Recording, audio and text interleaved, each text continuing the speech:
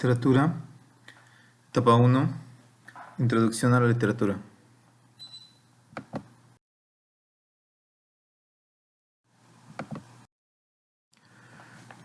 La literatura deriva del concepto latín litera, que significa alfabeto, y se refiere propiamente a todo aquello que está escrito. A lo largo del tiempo, esta definición ha ido variando. Para nosotros será considerado el arte de la palabra, es decir, el arte que utiliza la palabra como medio de expresión para crear obras innovadoras, bellas o provocativas. Pero también puede ser comprendido como el conjunto de obras literarias de un país, lengua o época. Y obviamente es una práctica humana, una construcción social de naturaleza artística. Los inicios de la literatura inician con los inicios de la escritura en sí. Algunos ejemplos de los primeros tipos de escritura que existieron es el libro de los muertos y la epopeya de Gilgamesh de Mesopotamia y de Egipto. Así que literatura se refiere principalmente al arte de crear obras de carácter ficcional a través del lenguaje estético.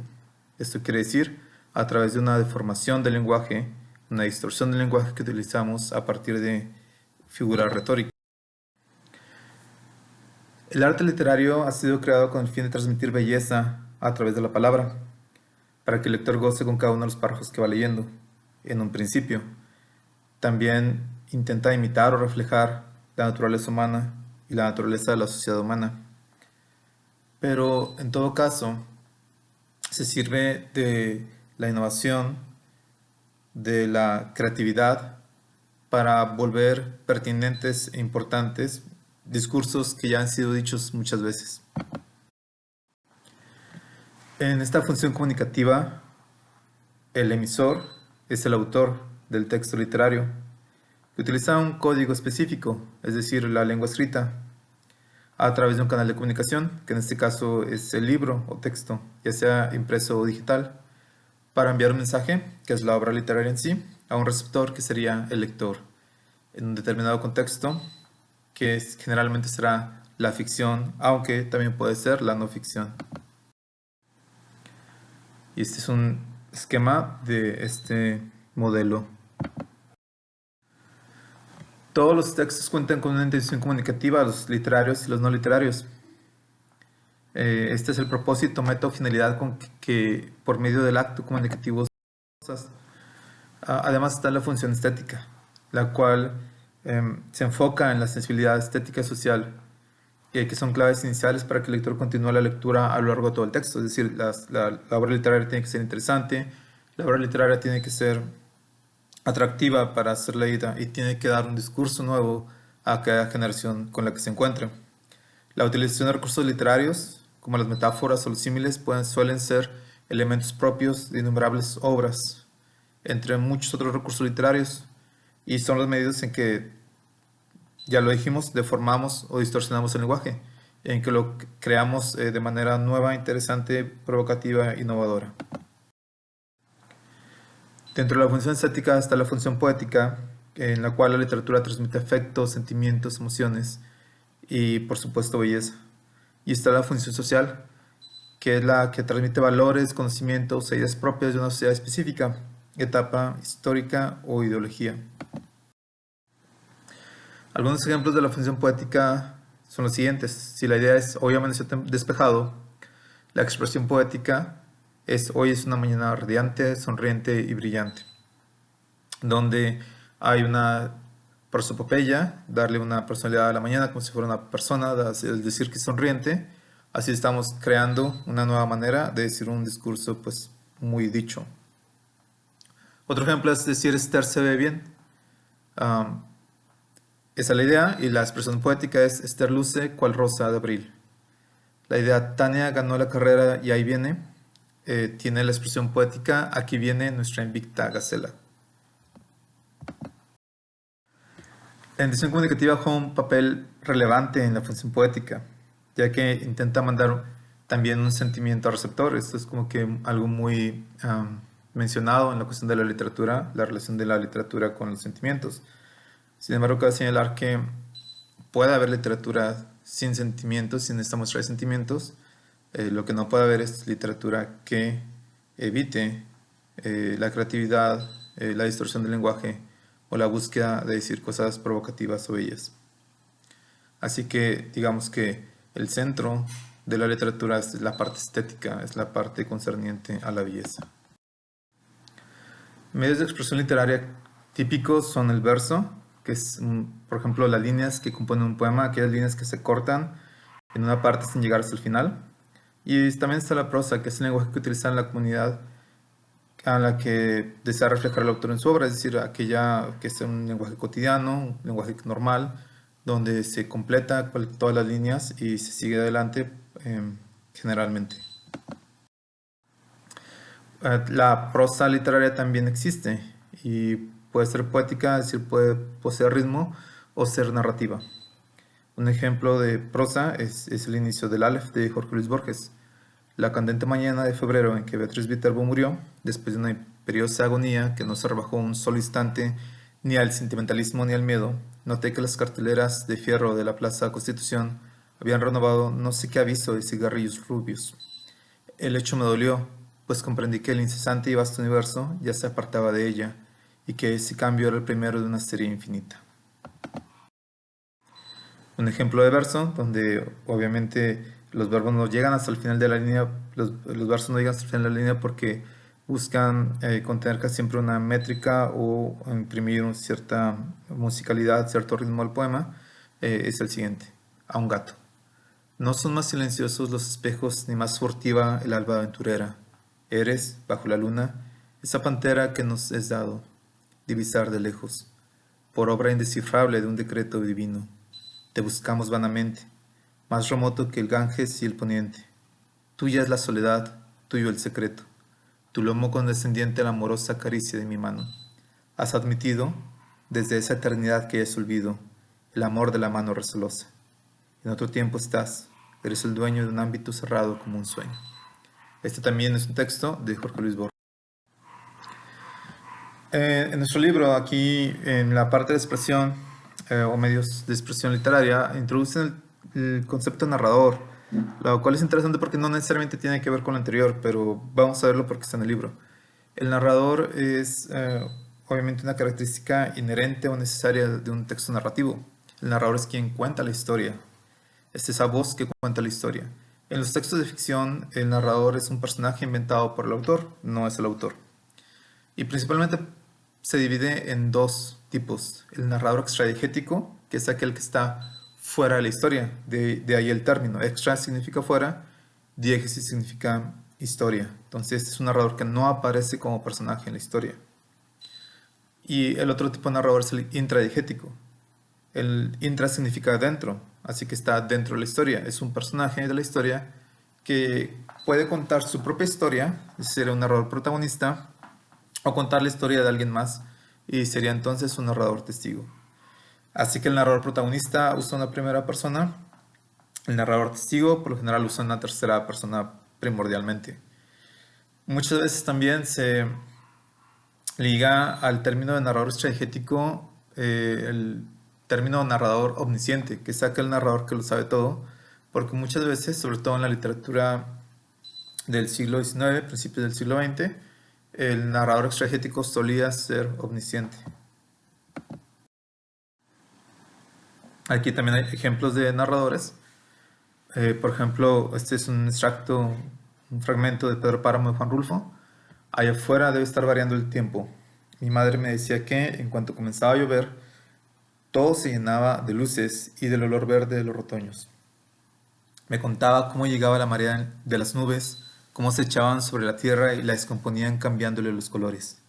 Mi madre, que vivió su infancia y sus mejores años en este pueblo y que ni siquiera pudo venir a morir aquí.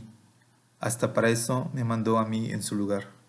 Este es un narrador intradigético porque está contando es un personaje que está viviendo la historia. Entonces, dentro de la historia. Y este es un pequeño fragmento de Madame Bovary de Gustave Flaubert.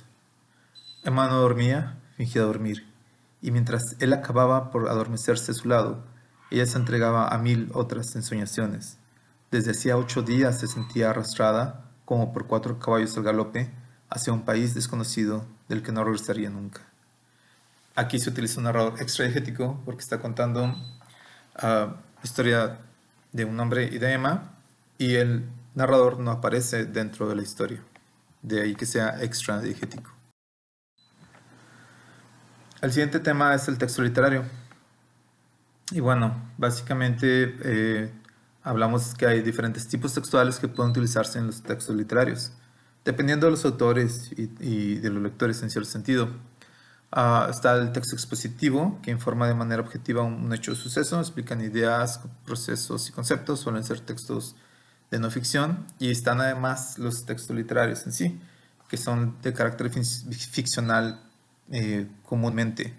Es decir, hay una inventiva, una imaginación, una creación que se utiliza para, pues, contar historias, sucesos, relatar sentimientos, etcétera, etcétera. Entonces, hay tipos textuales, está el expositivo y está el literario, según. Entonces, la imaginación exige invención, exige creatividad, exige crear personajes, situaciones, conflictos, lugares.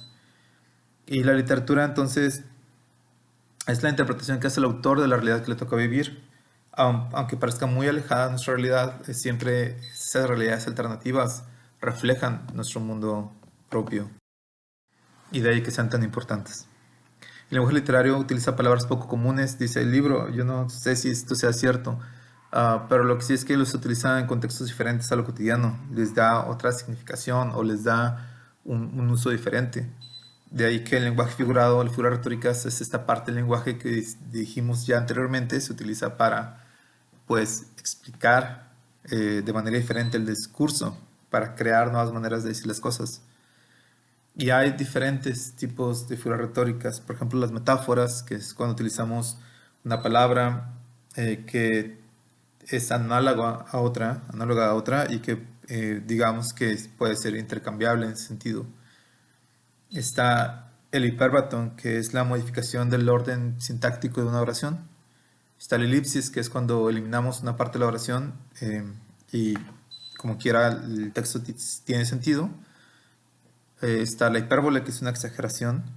Y está la prosopopeya, que es básicamente la personificación también, es decir, darle características humanas a cosas o animales no humanos. La literatura es polisámica, es decir, tiene muchas interpretaciones y sin que ello impida la comunicación. Al contrario, esto muchas veces ayuda a la comunicación porque los textos van cambiando de significado con el tiempo y cambia también de significado de acuerdo a las personas. Entonces, esto le confiere esta posibilidad de seguir existiendo, aunque la sociedad cambie, aunque los valores cambien. La literatura nos presenta cuestiones humanas y entonces podemos abordarlas a partir de diferentes perspectivas. Las formas de expresión literaria que vamos a enfocarnos es la narración, que es relatar hechos reales o imaginarios, los cuales necesariamente ocurren en un espacio, en un tiempo y con personajes determinados, y que implican el uso de narrador, porque ya dijimos, el narrador es quien cuenta la historia. Está la descripción, que es la enunciación de las características de personas, lugares, cosas, cualquier ser viviente, situaciones, ambientes, y que tienen el propósito de hacernos imaginar cualquiera de estos elementos. Suelen utilizar adjetivos principalmente, aunque también obviamente utilizan sustantivos y adverbios. También está el diálogo, que es el intercambio verbal entre dos o más personas. Generalmente se utilizan para interactuar personas, pero a veces también animales y hasta cosas. Pues es básicamente la manera en el texto narrativo donde se le da voz a los personajes. Pueden ser directos cuando escuchamos exactamente lo que dicen los personajes de manera directa, de ahí el término, y se introducen precedidos de un guión largo o raya, o hasta entre comillas. O pueden ser indirectos también, que son aquellos diálogos que escuchamos a través de otros personajes o del narrador, por lo cual se llaman o obtienen ese término de indirectos, y muchas veces son introducidos por la conjunción o el pronombre relativo que. Los principales géneros literarios en la antigüedad, o los que nacieron respecto con la literatura, es la poesía épica, que son estas epopeyas donde se cuentan historias de eh, sociedades que surgen, de personas que lideran y que pues ya casi no existen hoy en día. Está la lírica, que es la expresión de sentimientos. Estas son muy parecidos a los poemas actuales. Está la dramática, que es el precedente o lo teatral. Está la didáctica y la oratoria. En la actualidad, la épica se tornó casi siempre en prosa, eh, aunque hay obviamente algunas excepciones como los corridos que son en verso, pero la épica se transformó generalmente en narración, es en contar historias. El género dramático hoy es conocido comúnmente como teatral y su lenguaje común son los diálogos. Y la oratoria actualmente ya no es un género, entonces persisten la lírica como poesía, la narración y el género teatral como los principales géneros, aunque también hay géneros didácticos utilizados a veces. En cuanto a las literaturas emergentes, se refieren a aquellas literaturas que surgen a finales del siglo XX y a principios del siglo XXI. Eh, Surgen básicamente de la búsqueda de espacios de difusión diferentes a los del libro. Y por eso mismo hay un gran despliegue de creatividad editorial, porque influidos por el avance tecnológico surgen diferentes soportes. Por ejemplo, las plataformas digitales, los libros electrónicos y también a eso se aunan las combinaciones de géneros y subgéneros que provee la edad postmoderna. Entonces todo esto unido crea el término de literatura emergente. Dentro de esta literatura emergente, también se ha retomado un poco el género didáctico, que ha sido despreciado generalmente porque muchas veces a lo didáctico le importa más enseñar y no mostrar como lo hace la literatura. Sin embargo, en algunos casos se consideran textos de este tipo como ligeramente literarios, como Bucay o Paulo Coelho, aunque de repente traicionan el espíritu de la literatura. Y en el libro es interesante porque plantean, por ejemplo, las fanfiction como textos literarios. Es decir, sabemos todos que los fanfiction son textos inspirados en obras reconocidas y que pues casi siempre a partir de elementos de soportes electrónicos pues se comunican, se comparten con un gran número de personas. Eh, Esto es controversial, obviamente, porque muchos fanfiction no tienen calidad. La mayoría tal vez no tenga la calidad requerida, pero aquí en el libro lo ponen, ¿no? Entonces hay que tomarlo en cuenta.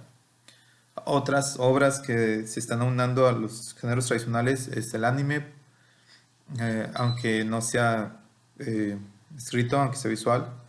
Eh, el manga sí tiene más sentido, ¿no? Porque tiene un soporte que también involucra la escritura, pero aquí también ponen series y cine. Entonces, esto es interesante porque si bien podríamos pensar que surgen de elementos escritos, eh, su representación o su llegada al público es visual. Algunos argumentarán que eso mismo pasa con el teatro y que el teatro es reconocido como literario. Y de ahí que aquí también pues tenga un poco de sentido que estén incluidos como dentro de las literaturas emergentes.